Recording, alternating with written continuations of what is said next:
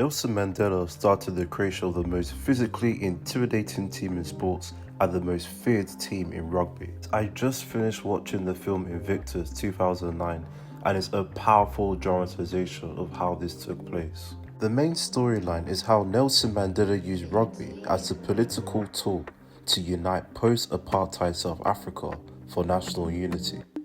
But how on earth do you group together black and white men with deep racial divisions, political pressures, economic inequalities, and institutional mistrust to participate, let alone succeed, in a sport symbolized by white supremacy 5 years after a long 27 years of incarceration? Today, as much as people try to gloss over social issues and politics, it's clearly deeply embedded in sports and might always be. But sport as a platform can either be used positively or negatively to achieve political aims. Nelson Mandela's objectives were obviously positive. It was only after Mandela's intervention that the nation won their first World Cup. In the movie, I loved the visuals of Nelson Mandela taking a personal interest in the players. He understood the value of rugby for the white men and how it could be utilised to promote unity.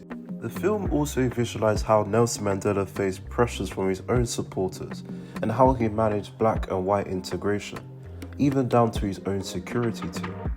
He was a leader in forgiveness. He didn't seek revenge. He wanted to be the change that he wanted his nation to make. That's a true leader, not waiting on someone else to be the chain reaction. He was a man that felt responsible not just for his own people or family, but for the entire nation. The green and gold colours on the South African jerseys, they are still worn by the Springboks today, and they're powerful emblems that symbolise both defiance and strength against the racist regime of the apartheid era. The film concludes with South Africa winning the 1995 World Cup against New Zealand, one of 4 in the nation's history.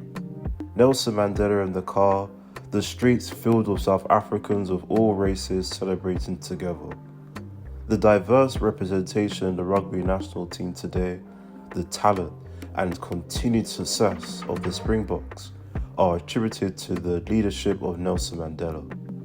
Nelson Mandela started the creation of the most physically intimidating team in sports and the most feared team in rugby. This film is a must-watch and I'm sure you'll find many valuable lessons on a range of different topics. Remember to like and subscribe. There's plenty more videos to come.